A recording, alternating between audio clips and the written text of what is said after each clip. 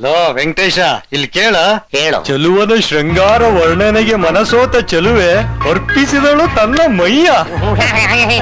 ಚೆಲುವನ ರಸ ರಸಧಾರೆಯಾಗಿ ಹರಿದ ಮೇಲೆ ಚೆಲುವ ಚೆನ್ನಿಗನೇ ಮಾಯ. ಈಗ ಅವಳಿಗೆ ಉಳಿದದ್ದೊಂದೇ ಅಪಾರ್ಷನ್ ಗಾಯ. ಏನು ಊರಲ್ಲಾಡಿಸ್ಕೊಂಡು ಕವಿತೆ ಹೇಳ್ತಿದ್ರಲ್ಲ, ಏನ್ ನಿಮ್ ಕತೆ? ನಮ್ದು ಕತೆ ಅಲ್ಲ ಸ್ವಾಮಿ, ವ್ಯತೆ.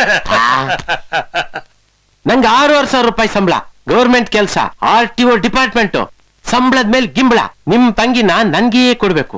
ನನ್ ತಮ್ಮನ್ ಯಾಕೆ ಕೊಡ್ತೀರಿ? ಅವನಿಗೆ ಕೆಲಸ ಕಾರ್ಯ ಏನು ಇಲ್ಲ. ಇದು ನಿಮ್ ತಂಗಿ ಭವಿಷ್ಯದ ಪ್ರಶ್ನೆ, ಯೋಚನೆ ಮಾಡಿ. ಇವನು ಬೆಳಗ್ಗೆ 6 ಗಂಟೆಗೆ ಹೋದ್ರೆ ಬರೋದು ರಾತ್ರಿ 12 ಗಂಟೆಗೆ. ಇವನ್ ಮದುವೆ ಆದ್ರೂ ಇವಳ ಜೊತೆ ದಿನ ಪೂರ್ತಿ ಇರೋರು ಯಾರು? ನಾನು.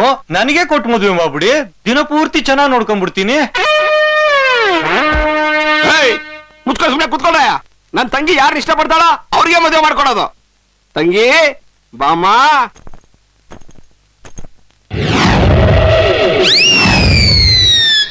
ಇದ್ಯಾಕೋ ವರ್ಕೌಟ್ ಆಗ್ತಿಲ್ವೇ? ಸತ್ತರಿಗೆ ಇದು ಸಂಬಳದವರಿಗೆ ಸರಿ, ಖಾಲಿ ಕೂತವರಿಗಲ್ಲ. ನಾನು ನಿರುದ್ಯೋಗಿ, ಕೆಲಸ ಇಲ್ಲ. ನಮ್ಮಣ್ಣ ರಾತ್ರಿ 12 ಗಂಟೆಗೆ ಬಂದ್ರು ಬೆಳಿಗ್ಗೆ 6 ಗಂಟೆ ತನಕ ಚೆನ್ನಾಗ್ ನೋಡ್ಕತ್ತಾನೆ ಅವಳನ್ನ. ಅವನಿಗೆ ಕೊಟ್ಟು ಮದುವೆ ಮಾಡ್ಬಿಡಿ. ಇಲ್ಲ, ನೀನ್ ಮೊದ್ಲೇನ್ ಬಗ್ಲಿದ್ಯೋ ಅದೇ ಕರೆಕ್ಟ್. ನೀನೇ ಮದುವೆ ಆಗ್ಬೇಕು, ಇವನಿಗೆ ಮದುವೆ ಮಾಡ್ಕೊಟ್ಬಿಡಿ. ನಾನು ಕೆಲ್ಸಕ್ಕೆ ಹೋಗಿ ಬಂದ್ಮೇಲೆ ಬಹಳ ಸುಸ್ತಾಗಿರ್ತೀನಿ. ಇವನು ಮನೆಯಲ್ಲಿ ಆರಾಮಾಗಿರ್ತಾನೆ, ಪುರ್ಸೊತ್ ನಾಯ್ಡು. ಅವನೇ ಚೆನ್ನಾಗಿ ನೋಡ್ಕೊಂತಾನೆ. ನನ್ ತಲೆಲ್ಲಾದ್ರೂ ಏನಿದೆ, ಒಂದು ಕೂದಲು ಇಲ್ಲ. ನನ್ ಮುಖಕ್ಕೆ ಯಾಕೆ ಮದ್ವೆ? ಇವನೇ ಮದ್ವೆ ಆಗ್ಲಿ. ಅಣ್ಣ ಮದುವೆಗೆ ಕೂದಲಿಗೆ ಎಂತ ಸಂಬಂಧ? ನಂಗೆ ಈಗ ಜ್ಞಾನೋದಯ ಆಗಿದೆ, ಮದ್ವೆನೇ ಬೇಡ ಅಂತ. ನೀನೊಮ್ಮೆ ಮದುವೆ ಆಗು, ನಾನು ಕಾಲುಂಗಾರ ನೋಡ್ಕೊಂಡು ಅವ್ಳ ಮುಖ ನೋಡ್ದೆ ನಿಭಾಯಿಸ್ಕೊಂಡು ಹೋಗ್ತೀನಿ. ಅಲ್ಲ, ಆ ಶ್ರೀರಾಮಚಂದ್ರ ಬಿಟ್ರೆ ತಮ್ಮನ್ನ ಪ್ರೀತಿ ಮಾಡೋ ಬ್ರದರ್ ನಾನೊಬ್ನೇ. ಈಗ ನಾನ್ ಹೇಳಿದ್ರೆ ಮುಗೀತು, ನೋ ಡಿಸ್ಕಷನ್. ಈಗ ನೀನೇ ನೋಡಮ್ಮ, ನಿನ್ಗೆ ಯಾರು ಬೇಕು ಅನ್ಸುತ್ತೋ ಅವ್ರು ಹೂನಾರ ಹಾಕಮ್ಮ, ಹೋಗಮ್ಮ.